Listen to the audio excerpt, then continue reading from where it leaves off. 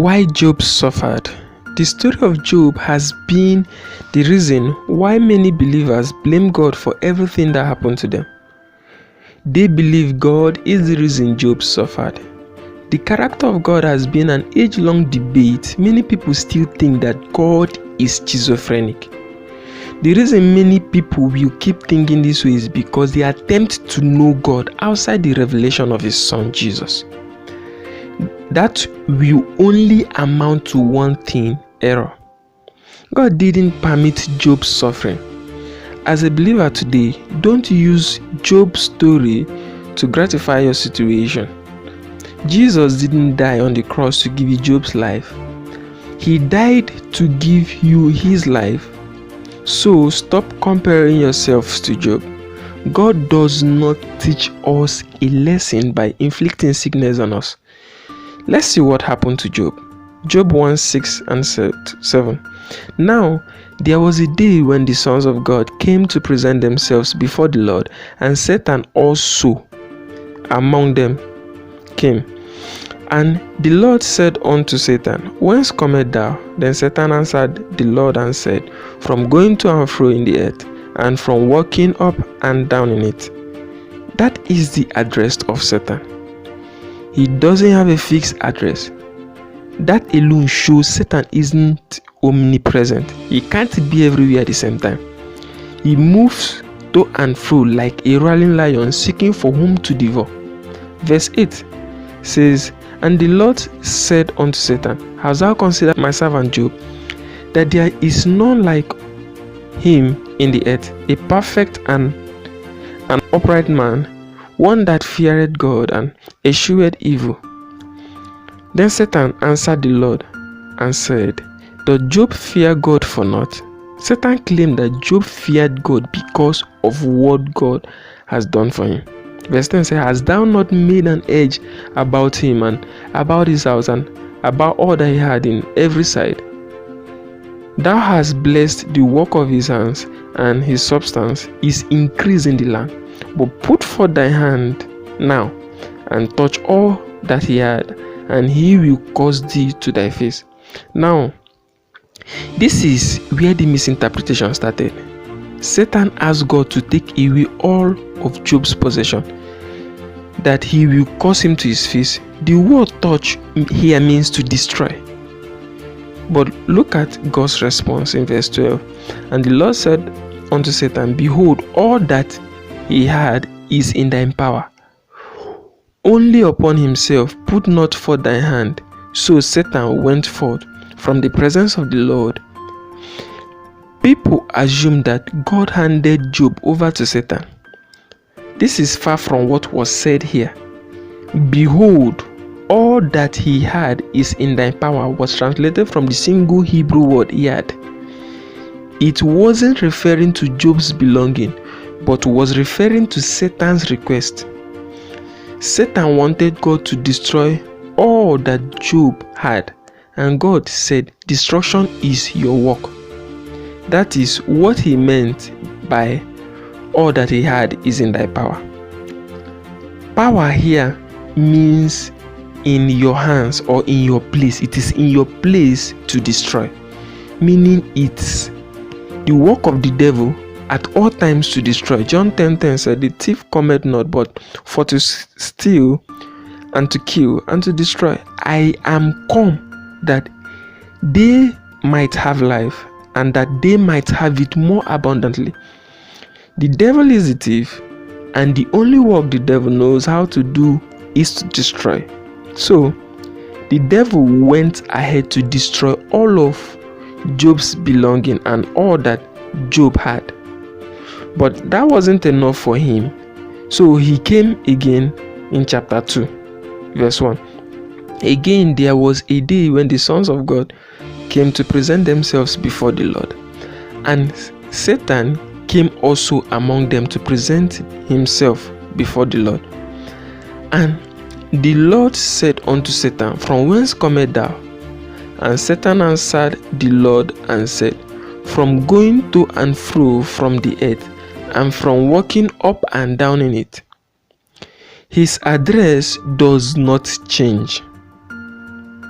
Verse 3 said, And the Lord said unto Satan, Hast thou considered my servant Job, that there is none like him in the earth, a perfect and an upright man, one that feareth God and escheweth evil, and still he beholdeth fast his integrity, although thou moved me against him to destroy him without a cause.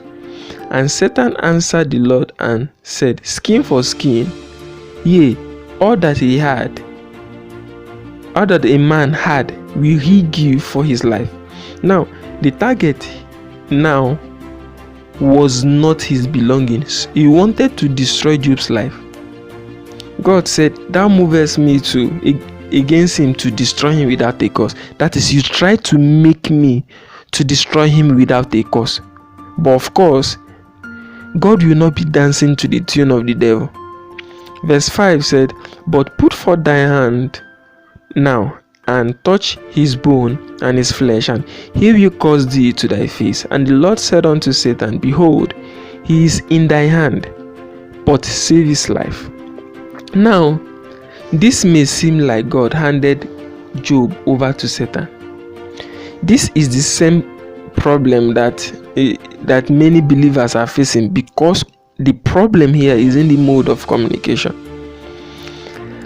Behold, he is in thy hand is the same Hebrew word he had used in chapter 1 verse 12 as behold, all that he had is in thy power. So God was simply saying the work of destruction is your work as the devil. You don't have to ask me to destroy. It is in your hand. At this point, Satan smote Job with sores all over his body. You may ask, why didn't God stop the devil? You can as well ask, why didn't God stop World War II? Or why didn't God stop a man from committing suicide? Not everything that happens is under God's control. We have our will and we make things happen. God didn't hand Job over to Satan. God doesn't do deals with the devil. God saying that he is in thy power, or it is in your power, was simply stating a fact. The fact that the devil's work is to destroy. 1 John 5:19 said, And we know that we are of God, and the whole world lieth in wickedness. Job caused his problem. If there is anyone who handed Job over to Satan, it's Job himself. Job and his friends, except one, talked a lot of insensible things. His three friends, Zephyr, Eliphaz, and Bildad, claimed that if any bad thing happened to anyone, it is because they did something bad, and if something good happens to anyone, because he or she did something good. Job 42 verse 7. And it was so, after the Lord had spoken these words unto Job, the Lord said to Eliphaz the Temanite, My wrath is kindled against thee, and against thy two friends, for ye have not spoken of me the things that is right, and my servant Job had. They misunderstood God and misrepresented God. They represented him badly. Their words are without knowledge. Job 38 verse 2 said, Who is this that darkeneth counsel by words without knowledge? Job accused God. Look at what he said in chapter 9 verse 16 to 18. If I had called and he had answered me, yet would I not believe that he had hearkened unto my voice, for he breaketh me with the tempest, and multiplied my wounds without a cause. He will not suffer me to take my breath, but filled me with bitterness. Job claimed God is the one oppressing him, while he trusts God. 13 verse 15 said, Though he slay me, yet I will trust in him, but I will maintain my own ways before him. He must be a saint in his own eyes. That is a ridiculous thing to say. How can you trust someone who will inflict all this evil on you? You must be blind to trust someone who is oppressing you. Elihu is the only one who wasn't rebuked for speaking evil words without knowledge. In Job 37 verse 23 said, touching the Almighty, we cannot find him. He is excellent in power and in judgment, and in plenty of justice he will not afflict. Job later repented for speaking ill things against God. Job 43-5. Then Job answered and said, behold, I am vile. What shall I answer thee? I will lay my hand upon my mouth. Once have I spoken, but I will not answer, yea, twice. But I will proceed no further. Now, Job 42 verse 3. Who is he that abided counsel without knowledge? Therefore have I uttered that I understood not, things too wonderful for me, which I knew not. So the entire period Job suffered was about 9 months, and he kept saying silly things which he later realized he was uttering nonsense. God considered Job to be in captivity to the devil and restored all that the devil took from him. Job 42 verse 5 said, I have heard of thee by the hearing of the ear, but now my eyes seeth thee. The phrase of the hearing was translated from the Hebrew word shema, which refers to rumors. The phrase of thee by the hearing is a rumor. In other words, Job's perception of God until this point was founded in rumors. He had very little information about God, which resulted in the wrong mindset about God's character. The things Job said in his ordeal does not and cannot represent the true nature of God. For instance, in Job chapter 1 verse 21, he said, naked came I out of my mother's womb, and naked shall I return thither. The Lord gave, and the Lord had taken away. Blessed be the name of the Lord. Many preachers today preach from these statements. This statement was made out of Job's frustration. God didn't give and take away. God cannot be giving you and be taken away with the other hand. God doesn't do give and take. God is the one giving, the devil is the one taking away. When teaching like this comes up, so many people out there tend to be saying that we only understand one dimension of God. Really? So we have many dimensions of God. Some will say that we only understand God as love, we don't understand God as the consuming fire. That looks like the kind of statement Job was making to accuse God. Because that statement is bettered out of ignorance. James corrected this notion in James chapter 3 verse 11. That a thing set forth at the same place, sweet water and bitter. Only a confused God will act this way. James 3:9-10. Therewith bless we God, even the Father, and therewith curse we men, which are made after the similitude of God. Out of the same mouth proceeded blessings and cursing. My brethren, these things ought not to be so. It ought not to be so. This is the wrong picture some people tag God with. Another instance would be in Job chapter 1 verse 4 and 5. And his sons went and feasted in their houses, everyone his day, and sent and called for their 3 sisters to eat and to drink with them. And it was so when the days of their feasting were gone about. And Job sent and sanctified them, and rose up early in the morning, and offered burnt offering according to the number of them all. For Job said, it may be that my sons have sinned and caused God in their heart. Thus did Job continually. The reason why Job offered the sacrifices was because he was afraid of his children offending God. Job had this mindset that God punishes the sinner. This was much evident later in his word. Job 3 verse 25. For the thing which I greatly feared is come upon me, and that which I was afraid of is come unto me. Job's words and action were motivated by fear, based on the rumors he has heard. He believed that God did both good and evil.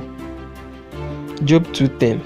He said, but he said unto her, Thou speakest as one the foolish women speaketh. What? Shall we receive good at the hand of God, and shall we not receive evil? In all this did Job sin, and with his lips. So you see how Job tagged God. How can you even trust this kind of God? In his mind, God was unpredictable. This actually explains why he continually offered those sacrifices. Sad enough, this is the picture many believers, even preachers of the gospel today, have about God's character. Just like Job, their understanding of God is founded in rumors, experiences, visions, and people's opinions. In their mind, they are serving a mysterious God who does whatever he likes. Paul rightly noted that such, though they are saved, they are serving the unknown God. Acts 17:23. For as I passed by and behold your devotions, I found an altar with this inscription to the unknown God, whom therefore ye ignorantly worship him, declare I unto you. They worship God ignorantly. There is need to properly study scriptures to have the right perspective about God's character. James 1:16 verse 17 says, Do not err, my beloved brethren. Every good gift and every perfect gift is from above, and cometh down from the Father of light, which whom is no variableness, neither shadow of turning. The word err was from the Greek word planao, which implies to be led astray or to miss the way. In verse 17, he said that God is the Father of light, who only gives good and perfect gift, and that fact about him is without variableness and shadow of turning. Job's story is not just in the Bible for you to look up to Job as a role model. It's for you to learn from it. Job suffered as a result of his fear. You don't need Job as a role model. Jesus is our prototokos, our model, our sample, the first begotten from the dead, the one we look up to. Hallelujah.